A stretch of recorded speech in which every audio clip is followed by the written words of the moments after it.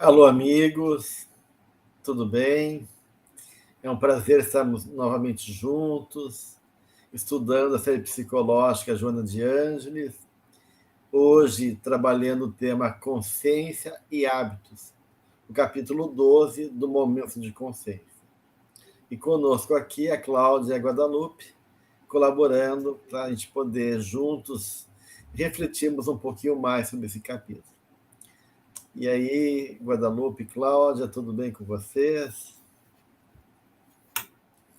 Vamos, então, trabalhar um pouquinho esse capítulo.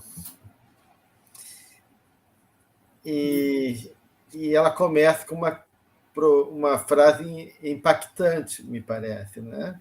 Que é a colocação de São João da Cruz, quando ele afirma que Deus é encontrado nas trevas do ser humano.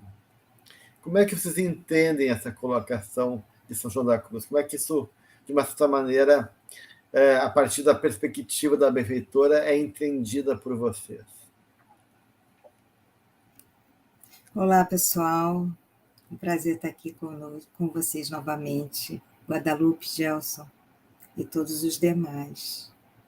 Eu fui lá nesse poema de São João da Cruz para entender melhor isso, né?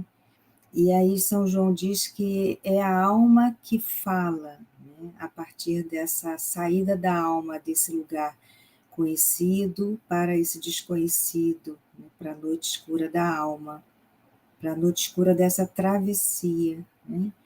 E aí a gente vai entender que essa passagem é sair, é desapegar-se, é sair do mundano, daquela realidade transitória, né?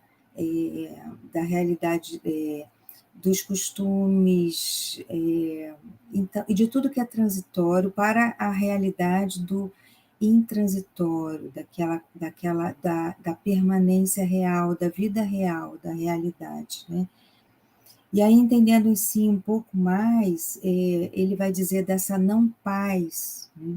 Essa forma. E aí ele vai trazendo uma coisa da meditação, né? Da contemplação, da introspecção, e que ainda assim, mesmo a gente tentando esse hábito, ainda não se alcança essa interiorização, porque nesse hábito ele diz que vão ter a soberba, né, a avareza, a ira, a preguiça, são coisas que São João da Cruz vai relacionando, e aí a gente não cabe explicar aqui, nem eu conseguiria explicar tudo agora, né? Mas assim, por exemplo, a soberba, aquela pessoa que vai se adquirindo hábito, né? De meditar e se acha soberba, se acha maior do que o outro. Então, vejam, ele vai, através desse poema, adentrando nessas sombras nossas, que mesmo tentando estar nesse lugar, ainda está ainda envolto nessa sombra, ainda não interiorizou de fato, não aprofundou. Então, entendendo isso tudo, aí é que eu fui entender melhor quando ela diz que Deus é encontrado nas trevas do ser humano, porque nesse adentrar-se, nesse mergulhar, né, entrando em contato até com todas essas experimentações não virtuosas, digamos assim, é que a gente vai entrando em contato com essa parte sombria, com esse lado que precisa resplandecer, ou seja, trazer luminosidade para o ego, né? Para a personalidade, que mais na frente a Joana vai destacar personalidade e individualidade, né? Então, é necessário que a gente vá adentrando nessa não paz para buscar, então, a verdadeira paz, que é nessa vida de contemplação, né, que a meditação traz, os monges, né, vivem na contemplação, mas a gente pode trazer isso para a nossa vida real como uma contemplação do que é eterno e daquilo, diferenciação daquilo que é fugidio, aquilo que não pertence à vida eterna, né? Aquilo que a gente não vai levar na malinha, né? Que na nossa malinha não cabem essas coisas, né?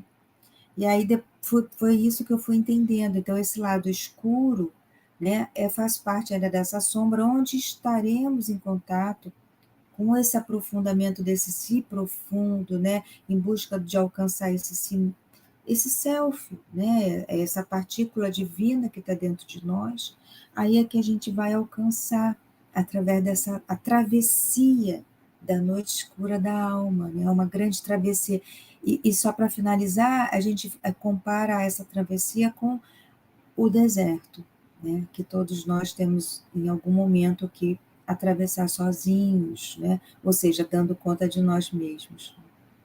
É interessante e bonita a forma como trouxestes, Cláudia, e complementando muito, ela fala sobre isso quando ela diz logo ali no terceiro parágrafo, enquanto essa área de sombras não seja clareada pela razão, a ignorância predomina e os instintos governam. Né? A questão não é o instinto, são eles governando. Mesmo que o raciocínio pareça comandar-lhe os hábitos e as ações.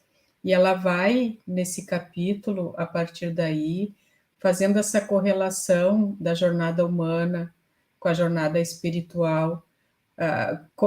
Como é que a gente vai, de fato, ampliar a consciência, a ter uma consciência mais lúcida? Isso passa pela ação, pelos hábitos e pela observação dos nossos comportamentos também, e o que nós estamos fazendo com cada momento que nós estamos vivendo. Essa diferenciação de razão e inteligência, a importância de cada uma nessa dinâmica. Então, é muito, muito didático a forma como ela traz isso que João da Cruz traz tão bonito no poema dele, e quando fala da noite escura da alma. E essa necessidade de olhar, então, para si, olhar com serenidade, mas com responsabilidade, comprometimento, para, de fato, ampliar a consciência, ter uma consciência mais lúcida de se perceber vivendo na Terra, nessa experiência humana, com as necessidades que se tem, mas não perdendo de nós mesmos a nossa realidade maior, que é espiritual. E aí ela vai seguindo como nas questões de meditação e de como que se faz de uma forma genuína esse processo. Pensando nessas duas questões que vocês trouxeram, a Cláudia remetendo a essa profundidade da alma, né? E a Guadalupe, por outro lado, trazendo a questão também dos impulsos, dos instintos. E aí eu me lembrei de Heráclito, né? Que ele fala em vários momentos da sua obra que a alma não tem limites. Né? Ele tem uma frase que, caminhando, não encontrareis o limite da alma, mesmo que a gente percorresse todas as estradas, pois é muito profundo o logos que ela possui. Então, a razão da alma, no logos dela. Então, realmente, nós trazemos em nossa essência o divino. Né? O divino, na nossa consciência está lá a lei da natureza, as leis naturais escritas dentro de nós. E como Joana vai explicando aqui, né, que a Guadalupe citou, nós temos essa larga caminhada evolutiva do processo que sai lá dos impulsos instintivos animais até a chegada desse logos, dessa razão da alma, né, que envolve um despertar de consciência mais elevado. E a Joana vai falar justamente que as emoções fazem parte da nossa natureza animal, né? que por não poderem serem destruídas, né? Elas foram utilizadas, canalizadas para a edificação em favor da cultura, da beleza, da arte e das conquistas também superiores da alma, como a paz, a solidariedade, o amor. Só que isso é uma jornada muito longa, né? E ela fala que, de uma certa maneira, essas emoções vão gerando condicionamento, né? Tanto vibrações, né, da qual a gente se alimenta, formando os temperamentos e assimilamos de maneira a sintonizar com essas vibrações, criando então uma psicosfera própria do nosso jeito de vibrar, de emitir esses padrões internos e mentais, né, de uma certa maneira, e ela vai colocar que, de certa maneira, quando esses padrões emocionais ficam enraizados, né, na forma nas paixões, na superficialidade, dos impulsos mais materiais, né, eles se tornam padrões, hábitos de qualidade inferior, que a gente chama de vícios, né, gerando, né, processo de tormento, ou mesmo criando conflitos ou caminhos destrutivos para a gente, né?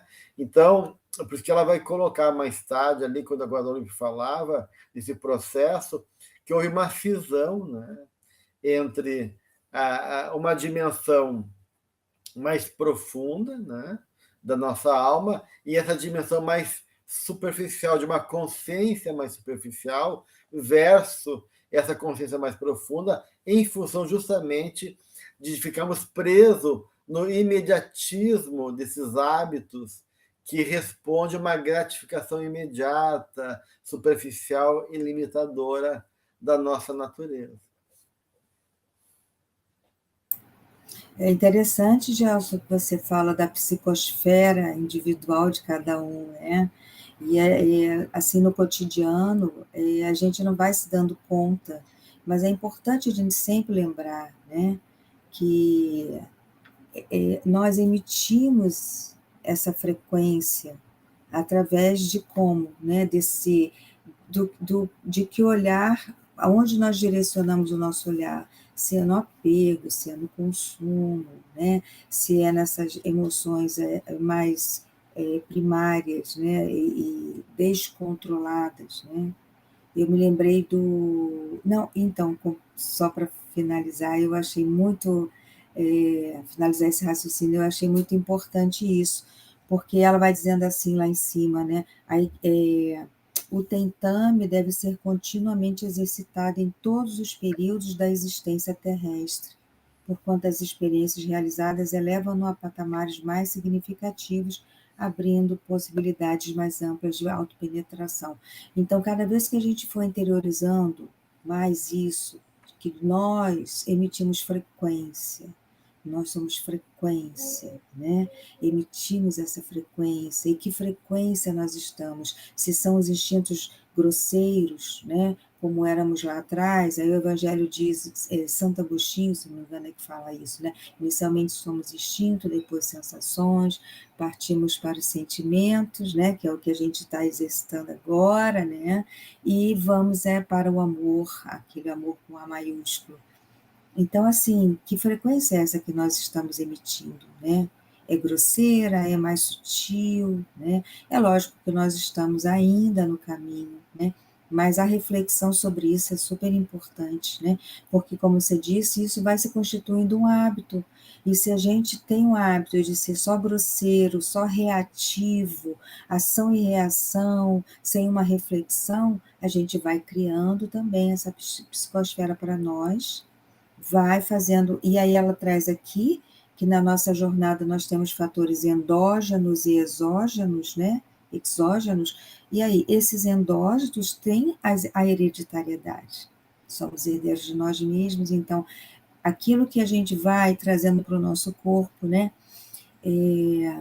Se é uma emoção bruta, com raiva, com mágoa, a gente vai adoecer em algum momento, né? Então, o que a gente vai trazer para nós sobre isso? Através desse hábito, o hábito do pensamento e da ação e reação, que são muito complicados, né? Com certeza, porque tanto os fatores endógenos como exógenos vão criar esse hábito, porque a cultura, a educação, a sociedade também vão condicionando a gente, né? Ainda mais nessa fase que a nossa consciência é pouco reflexiva, é pouco lúcida ainda. Então, a gente acaba se deixando levar pelo movimento do mundo. Mas eu acho interessante nesse capítulo, e que a Joana veio lembrar a gente, olha, a natureza de vocês é divina. né? As raízes do ser são divinas, diz Joana. Então, não esqueçam disso. Né? Vocês são muito além do que esses condicionamentos, né, limitados, são muito além da natureza animal.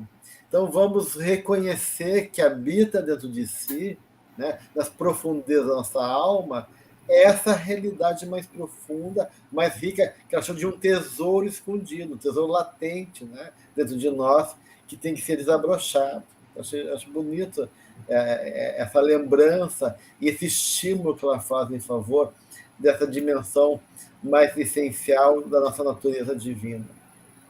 E essa questão pela inteligência que temos, nós entendemos que estamos acima dos animais na questão dos instintos, né? Mas nós não vivemos esse entendimento. Então, na verdade, a gente se perde lá nas sensações, como a Cláudia estava trazendo, e não se utiliza de todo o nosso potencial de pensar sobre o sentir e de sentir e desenvolver os sentimentos.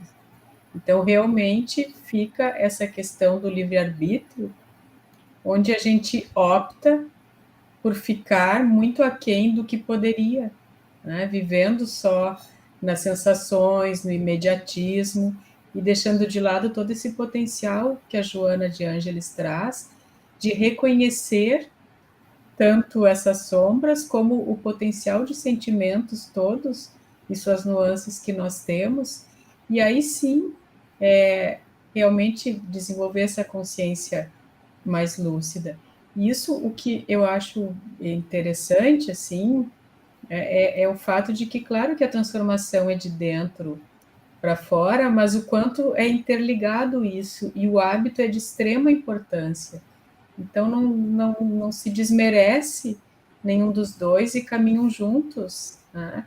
E ela vai trazendo isso, o quanto é importante que nós pensamos sobre o pensar. Então, vamos realmente fazer isso, vamos observar nossos atos, vamos usar essa razão maior também, uma razão mais conectiva, uma razão mais responsável, para que realmente desabroche esse ser profundo em nós. Então é muito bonito mesmo, muito bonita a forma como ela traz. Né? É quando Kardec ele fala no Livro dos Espíritos sobre as paixões, né? Ele tem vários momentos que ele vai se ocupar das paixões e vai refletir sobre isso, mas ele comenta, né, sobre a resposta dos espíritos que toda paixão que aproxima o homem da sua natureza animal, né, afasta, consequentemente, da sua natureza espiritual. E, ao contrário, todo sentimento que eleva o homem acima da sua natureza animal, a predominância aí do espírito sobre a matéria, que o aproxima da perfeição. Então, é esse movimento, né, a gente cada vez mais indo abrindo mão desses resquícios mais primitivos e direcionando essas forças da natureza em favor dos valores espirituais. Né? E, para isso, realmente, a necessidade de usar os recursos da inteligência. Né? E é aí que ela coloca que todo esse processo ficou dividido, né? Dividido entre um hemisfério direito do cérebro e o hemisfério esquerdo. Né? Então, essa visão entre esse modo de ser, que envolve tanto os hábitos mais imediatos, como os processos mais profundos, que estão ainda em germe, vão formando formas também gerenciadas pelos processos neuronais e pelos hemisférios cerebrais. Ela fala do lado direito, que é verbal, relativo, angular, individual, né? E o lado que está ligado ao hemisfério esquerdo do cérebro e o hemisfério direito, né? Que responde ao lado esquerdo do corpo, que é intuitivo, global, silencioso, seletivo e que é pouco utilizado. Né? Então, ele fala assim, de uma dimensão mais intuitiva, né? Mais abstrata, mais metafísica, daí transcendental, que é pouco utilizado ainda, e que está ligado ao lado direito do cérebro, né? Que a gente usa mais o lado esquerdo do cérebro, né? Que é mais analítico, mais imediato, mais intelectivo, não quer dizer racional, mas mais intelectivo, né? Por ser mais concreto e mais imediato. E aí a gente acaba esquecendo dessas outras naturezas que ainda precisam ser desenvolvidas e que para ela diz respeito a essa dimensão mais profunda que ela começa ali no capítulo falando desse lado mais espiritual, né? E aí... Vamos complementar um pouquinho, talvez passando para frente, mas interessante que ela fala, o hábito de pensar amplia as possibilidades de discernir. Uma frase curta, mas tão educativa. Será que nós pensamos mesmo, então? Como é que nós estamos discernindo? Como é que nós estamos utilizando desse nosso potencial já presente na cadeia evolutiva?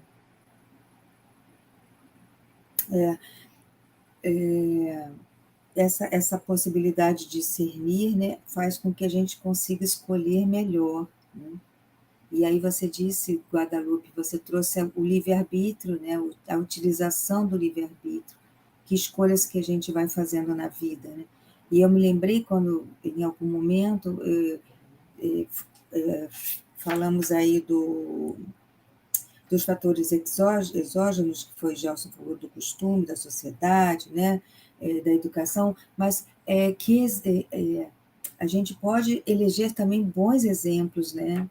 A gente não pode ir com uma massa, né, acéfala, e seguir os maus exemplos, seguir a horda animal, aquilo que o coletivo pensa.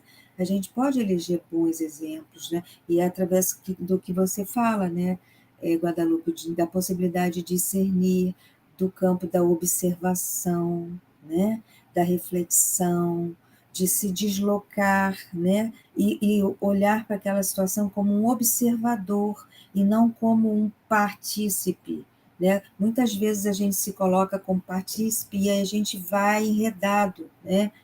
E quando a gente sai um pouco desse lugar e entra como observador, parece que a gente consegue esse exercício de olhar de uma forma diferenciada, né? Sem ser esquizofrênico isso, né?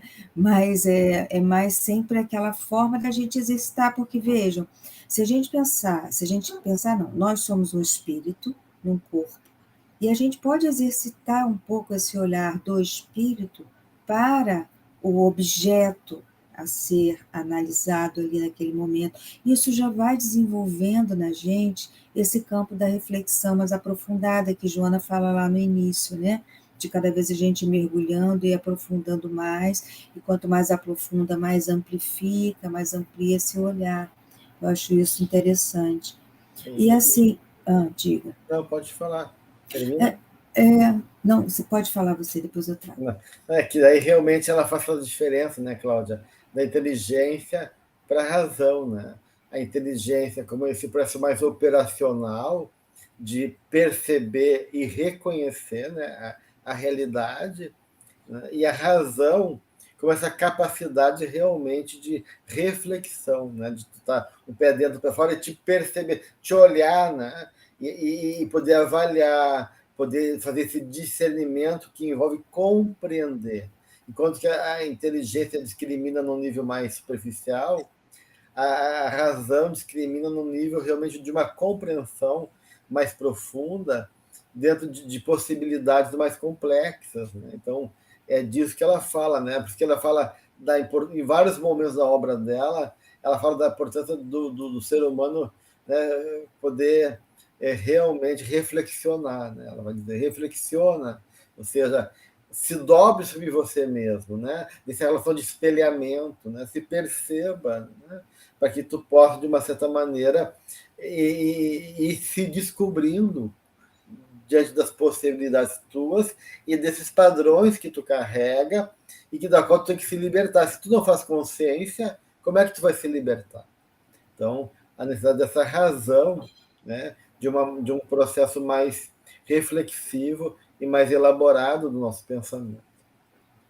E Eu as acho, coisas, tu ia complementar, Cláudia, depois eu falo. obrigada.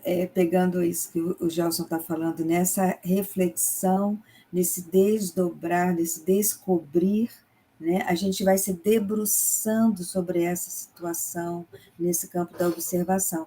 E aí eu me remeto quando ela traz a mente, né? Porque assim, se um lado é o esquerdo, outro lado é o direito, a mente, né, do espírito é que coordena tudo isso, né? Então, é esse campo mesmo da observação e da mente poder gerir os dois lados que são importantes, né? E nesse desdobrar-se, nesse debruçar-se diante da situação, como o Gelson trouxe, né? Criando consciência, né? Fazendo as nossas perguntas individuais, né? Por que eu estou me incomodando com isso? O que essa situação está trazendo para mim? O que essa situação me incomoda, né? E aí a gente vai criando consciência e vai saindo daquele hábito viciado, né? Está viciado numa situação, numa ação e reação, e vai entrando num outro nível de hábito, né? No hábito de refletir, de reflexionar, como o Jonas trouxe. E só para completar esse raciocínio nosso aqui, quando ela fala do imediatismo, e você trouxe, né, Guadalupe, na sua reflexão, a palavra imediatismo, achei bem interessante, né? E ela vai falar dessa coisa da personalidade e tal. E ela também, no final, vai falar de Viktor Frankl. Aí eu fui num livrinho dele, que é Em Busca do Sentido, e aí ele diz assim, em última análise, a pessoa não deveria perguntar qual o sentido da sua vida, mas antes deve reconhecer que é ela que está sendo indagada pelo sentido da vida. Olha esse olhar diferenciado nosso de distanciamento e perguntar o que a vida está me solicitando. Que hábito que ela quer que eu mude, que eu modifique, né? O que ela quer que eu interiorize, que eu aprenda, o que ela quer que eu descarte, que não presta, que eu jogue fora, né?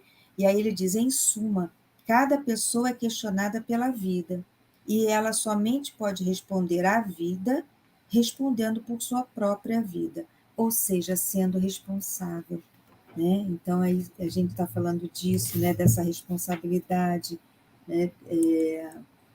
E aí, mais assim, só para completar, ele diz assim: viva como se já estivesse vivendo pela segunda vez, e como se na primeira vez você tivesse agido tão errado como está prestes a agir agora. Olha que interessante, né? Porque, de fato, a gente está vivendo já pela enésima vez, né? E o que a gente está precisando modificar nesse hábito, né?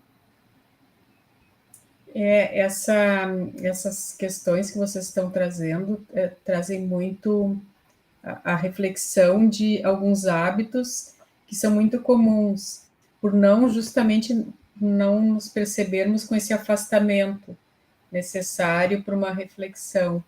Então, a partir daí, aquelas questões assim, todo mundo faz, eu não consigo, é impossível, agora não tem mais jeito, é assim mesmo, não cabem nesse olhar que a Joana nos convida a ter, porque não é um olhar de questões já determinadas, é um olhar espiritual, onde sempre existe um caminho, desde que a gente se perceba realmente como um ser espiritual numa experiência aqui, e que entenda que o caminho nem sempre é aquele que o nosso ego quer, que a nossa teimosia quer, porque por muitas vezes a gente acaba ficando assim, agora não adianta, não dá mais, é assim mesmo, todo mundo faz.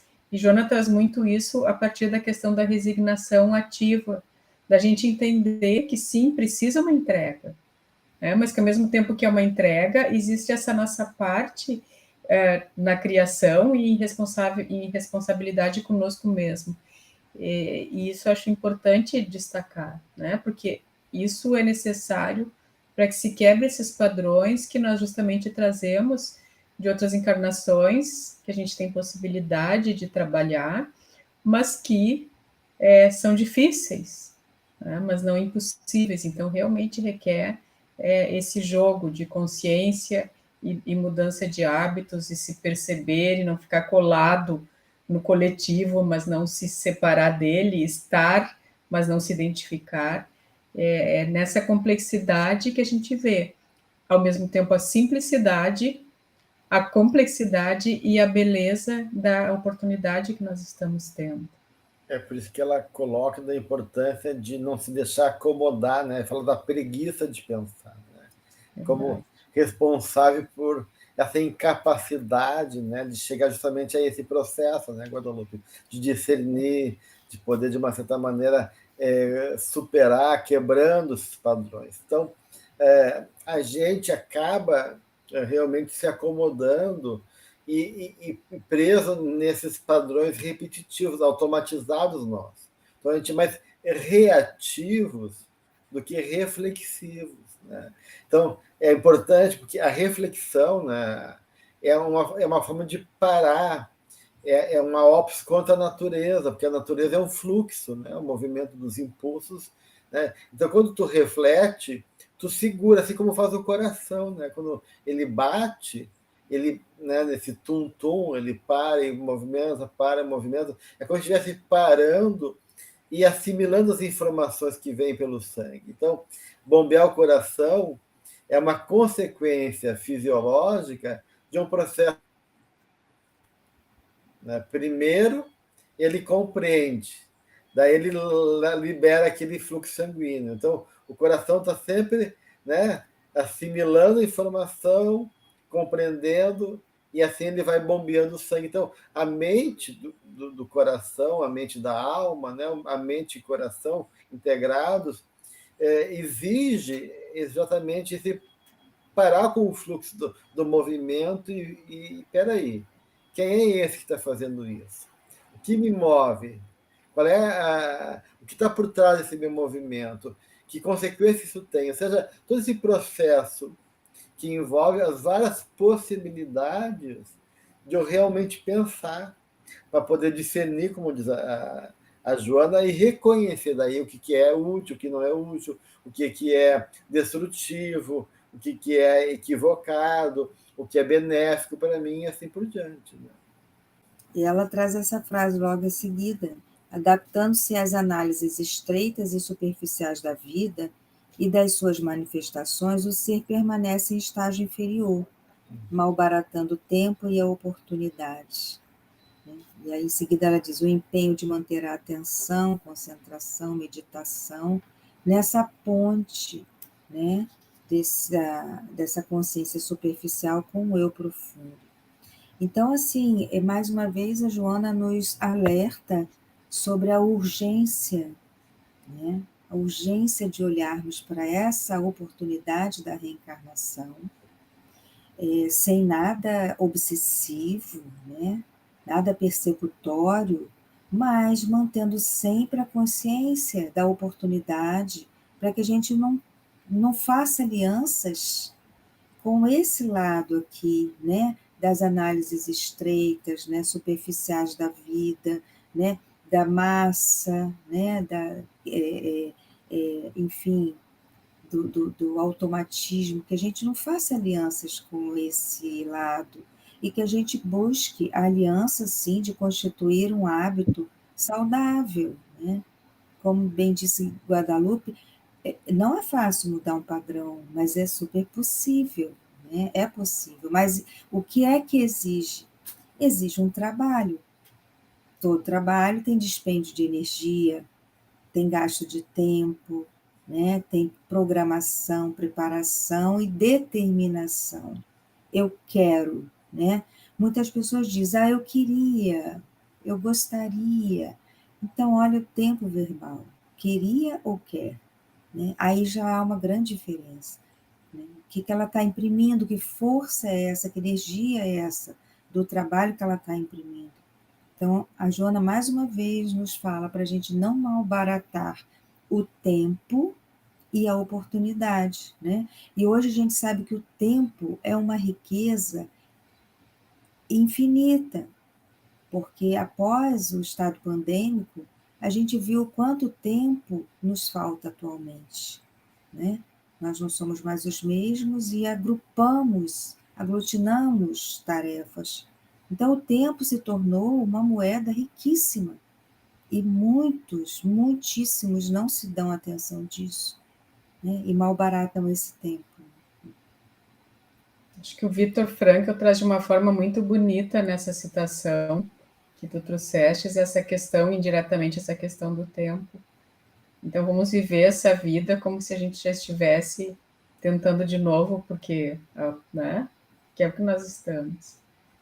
Isso lembra também, né, Guadalupe, a frase do Jung: a vida vale por aquilo que é essencial, né? E não pelas questões egóicas. Então, a gente está realmente vinculado no tempo com aquilo que é essencial para a nossa vida, para que ela ganhe significado e proveito, né? E aí a Joana fala, justamente oferece essa metodologia, né? Essa técnica, né? Essa etapa do processo de transformação naquilo que a Cláudia citou, né? A atenção, né? Uma atitude fenomenológica.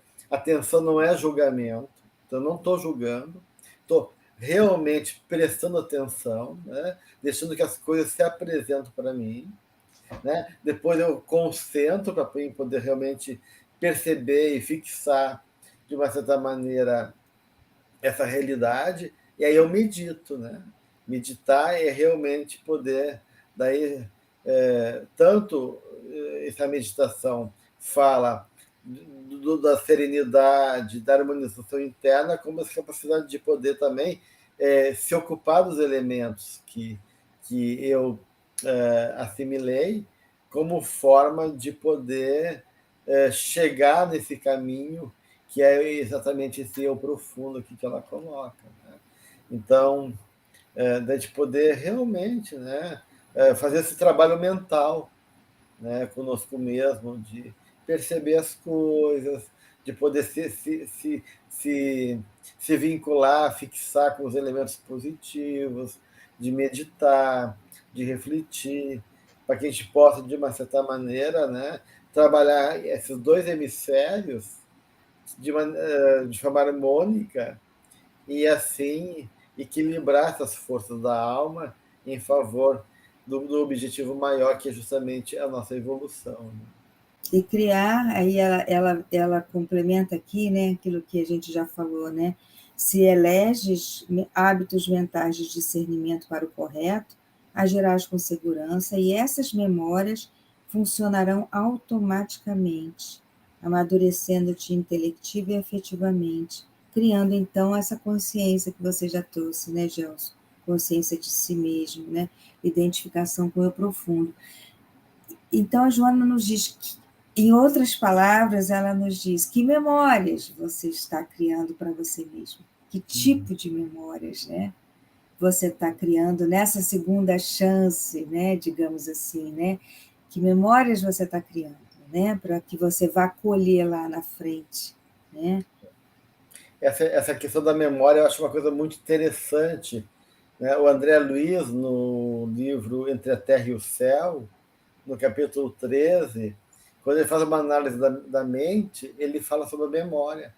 Ele compara a memória a uma placa sensível que, conforme o fluxo da luz, ou seja, a atenção da consciência, o foco da consciência, ela guarda para sempre as imagens recolhidas pelo espírito no curso do seu processo evolutivo, né? Dessa caminhada imensurável de aprendizado que a gente vai conquistando aos poucos. Então, cada existência da alma, cada ser humano, né, ela guarda justamente uma determinada expressão da forma, né, que é aquilo que eu vou realmente assimilando, adicionando à experiência, e vou conservando esse arquivo de imagens que vão se superpondo, criando a minha realidade, como tu falaste, né, Cláudia? Por isso que Então, a gente tem um hábito animal do passado, que está automatizado no nosso inconsciente mais profundo, onde o self regula tudo, e a gente vai adquirindo nova experiência que vão apagando ou neutralizando o hábito do passado e criando novas memórias e, consequentemente, novos hábitos. Porque ela falou assim, na medida que eu repito, né, os meus atos, né, eu vou agregando essas informações, né, que vão se tornando uma verdade interna, né, com parte da minha memória. E aí eu adquiro um automatismo, ou seja, uma capacidade de internalizar aquela realidade, e eu não preciso aí pensar, porque aquilo já sou eu, né? Então, o discernimento existe de um lado, como reflexão, mas de outro lado existe o próprio funcionamento da alma que vai conquistando, né, esse agir correto, com segurança, a Joana coloca, né, ou seja, um padrão automático, né, em função dessas memórias positivas que vão sendo agregadas, que vão funcionar, né, de maneira madura, respondendo de maneira tão rápida, né, pronta, né, pela mente, pela conquista do aprendizado. Então, se eu tenho a repetir de várias maneiras um padrão de amorosidade, sentimento, eu não preciso pensar, puxa, será que ele está sofrendo? Será que ele precisa de ajuda? Será que aquilo gera sofrimento para ele? Será que aquilo está prejudicando ele? Será que ele precisa do meu apoio? Não, isso já é automático em mim. Já fico sensibilizado, já respondo amorosamente, eu já respondo uma prontidão de cooperar, de ajudar, porque eu fui assimilando, né, a partir da reflexão, a partir do exercício da caridade, a partir do trabalho com o meu sentimento, a partir das experiências que marcam a minha vida, e vou integrando isso como parte, então, da minha experiência conquistada, né? Então, aquilo faz parte de mim. Então, isso eu acho interessante, essa questão da memória que ela coloca aqui no capítulo. E como isso vai... no processo evolutivo, como isso é interessante, se nós voltarmos a pensar na questão que tem no Evangelho segundo o Espiritismo, das sensações, os sentimentos e o mais depurado, o amor, porque daí quando ainda o ser opta pela sensação como o mais agradável, mas nem sempre o mais correto, ainda tem uma trajetória muito maior do que o ser que opta pelo sentimento reto, pelo sentimento adequado, que aí já é agradável por si só. Então, todo o nosso aparato psíquico vai mudando. Antes, o que era um sofrimento, optar entre deixar uma sensação de lado, no sentido de ainda ligada a instintos atávicos, para desenvolver um pouco mais o sentimento, agora já é natural que não seja nenhuma opção. A escolha correta, automaticamente, ela caminha em direção ao amor e não ao instinto, não no sentido benéfico do instinto, né, mas desregrado. Então, é muito bonito como a gente vai evoluindo. Demora às vezes, um pouco mais, um pouco menos, mas existe muita perfeição na obra divina da qual a gente faz parte. Né? E esse trabalho que você fala, né, Guadalupe, vai mudando a plasticidade cerebral, novas conexões neuronais vão sendo feitas, né? Aquelas que caem em desuso, né? Elas vão se perdendo a conexão. E essas novas conexões neuronais, que o trabalho de conscientização, de introspecção, de reflexão que a psicologia propicia, se a gente olhar cada vez mais profundo, é esse trabalho de observar a transcendência, né? Transcendência da nossa vida, né? Dessa vida eterna, que não é perene, que não é mutável, que é imutável, né? Que é perene, né?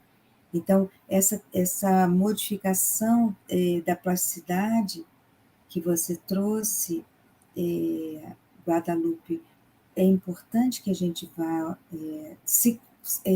ouvindo isso e entendendo que é possível a gente mudar, inclusive as nossas conexões neuronais, para que a gente possa ir deixando esse animal primitivo ainda, né, dentro de nós, da ação e reação, para que a gente possa olhar para a vida como o Viktor Frankl falou aqui, né? cada pessoa é questionada pela vida. E ela não é ela quem questiona a vida. É a vida que vem ao encontro dela com os acontecimentos, os fatos, né? Com as provocações e diz, e agora? Né? Vai mudar um pouco essa placa, né? Esse HD seu precisa ser reformulado, né? Reatualizado. Com certeza. E é interessante que ela cita a face do Cristo, né? O reino do céu está dentro de vós, né? Realmente lembrando que esse divino nos pertence, né? E que o reino já está dentro de nós, precisa ser descoberto, precisa ser reconhecido e assumido, né? Porque a gente não é dono desse reino ainda, né? A gente não é senhor do nosso próprio reino, então a gente tem que conquistar esse reinado. E de um lado, então, tem todo esse processo mental, né, de silenciar a mente, de reconhecer que a gente reflete enquanto processo mental e saber refletir, né? Porque se o pensamento é a força que determina, que estabelece, transforma e edifica, construindo a nossa realidade a todo momento, né? Então a gente tem que realmente saber como pensar, né? Porque tudo é vibração, tudo é movimento entre essas forças magnéticas e elétricas que dominam a relação entre matéria e espírito, que a gente não sabe como se dá esse ponto de interação, a gente não consegue alcançar, né? Mas tudo está dentro dessa dinâmica, né? E essa ideia, né? A ideia que é o corpo vivo da mente, que envolve tanto o pensamento enquanto forma, o sentimento enquanto vibração, intensidade e qualidade, como a vontade, que dá a direção também e a intensidade do movimento, a gente vai, então, podendo operar e saber que nessa proposta do Cristo, onde o reino de Deus está dentro de nós, que a gente está mergulhado na mente de Deus, né? No pensamento divino. E aí ninguém está fora de Deus, no sentido que esse hálito divino que envolve, né, a todos nós, né, que sustenta a vida, né, e que, de uma certa maneira, então, nós, né, viajamos no influxo divino, né, que é onde reside toda a criação. E aí que a gente tem que, daí, de uma certa maneira, não é só uma questão de desenvolver, de operar, é uma questão também de sintonizar o que está sempre presente aí. Por exemplo, o amor de Deus está permanentemente presente no universo, disponível para nós, mas nós não precisamos sintonizar e beber dessa fonte divina, porque nós estamos fechados ou sintonizados com outros padrões que não conseguimos captar e aproveitar essa fonte que está ali, né? Disponível em toda a natureza, em todas as pessoas, em todas as situações, e que nós temos que encontrar um caminho para a gente poder realmente dizer, como nem Alibaba, abre-te César, né? Fazer a palavrinha mágica que vai abrir as portas da nossa alma e encontrar os tesouros escondidos lá dentro, né? E achar a palavrinha mágica que é a tal mistério aí. Qual é a palavrinha mágica, né? Qual é a minha postura, meu padrão para abrir as comportas da minha alma e me conectar com as forças criativas da vida e com a força amorosa do nosso Pai. Esse é o nosso desafio. Qual é a senha, né? Qual é a senha? A senha para acessar essa porta aí, para abrir o segredo, né? Com certeza. E aí eu acho que realmente, né, resgatando lá o ser consciente, né, quando ela fala da importância da oração e da meditação, né, de poder realmente parar, né, tanto no sentido de poder criar espaços de diálogo conosco mesmo e com Deus, né? Eu acho isso muito importante, né? esse exercício de parar um pouquinho, que a gente sair um pouquinho desse movimento enlouquecido da vida, né? De fazer, fazer, fazer, de ficar respondendo, ou no mundo só tarefeiro, né? E poder realmente se sair um pouquinho, né? E poder, peraí, né? Eu não sou só isso, né? E poder dar essa paradinha, se contatar com outras necessidades minhas, poder olhar para esse movimento, poder reconhecer essa vida que está propondo outras coisas, né? Um sentido que eu não estou reconhecendo, e nesse sentido encontrar realmente o chamado divino, né? E reconhecer que somos filhos desse amor, para viver junto a esse amor, sustentado por esse amor e em favor desse amor, né? Então esse esse movimento aqui que Joana nos propõe, né? Essa questão da meditação é interessante, porque também ela nos traz isso sempre, e o fato de que a meditação acaba sendo uma conversa com Deus, conosco, né, no sentido transcendente, imanente, e não se precisa começar de uma forma tão didática, tão oficial. Pode pegar ali o tempinho que tem, ficar sentado num cantinho e tentar manter, então, essa conexão, para que, de novo, não haja aquelas desculpas que a gente às vezes usa, eu não tenho como meditar 5 vezes por semana, como dizem os artigos, eu não tenho tempo para meditar meia hora por dia, ou meia hora não sei quanto. O tempo que tiver é um tempo precioso já para ficar consigo mesmo. Então, que a gente comece, como a Joana também nos orienta, começa de onde estás e do jeito que consegue, porque é muito importante, é muito importante. E aí eu volto, né, a primeira frase de São João da Cruz, onde ela cita que Deus é encontrado nas trevas do ser humano, que essas trevas, ao mesmo tempo, então, é o mais profundo em nós, né, o desconhecido em nós, a ser reconhecido com o tempo, representando esse tesouro escondido do divino, mas, ao mesmo tempo, essa escuridão também é suportar, né, o momento de vazio existencial, né, onde a gente abdica dessas realidades mais grosseiras, mas não conquistou ainda essa consciência profunda. Então, a gente tem que também viver a noite escura da alma, como São João da Cruz coloca, né? Que ele está de suspensão, né? Que é um voto de confiança. Eu acredito, mas não cheguei lá ainda. Mas eu não quero viver mais a minha dimensão limitada e pequena desse homem que apenas produz no fazer, no parecer, né, e no ter, mas no ser verdadeiramente. E aí suportar, né, essa escuridão como esse lugar também desse momento de impossibilidade de ter clareza, né? Para que esse movimento de descida de mim mesmo possa, em algum momento, chegar ao seu ponto central, que é justamente essa dimensão essencial e divina dentro de mim. Então, essa escuridão tanto é aquilo que tem que ser conquistado de mais profundo, mas também é a escuridão da alma que tem que suportar, né, as suas incertezas e ser crucificado em si mesmo para poder ir suportando os opostos, né? Deixar que emerja justamente esse self, né?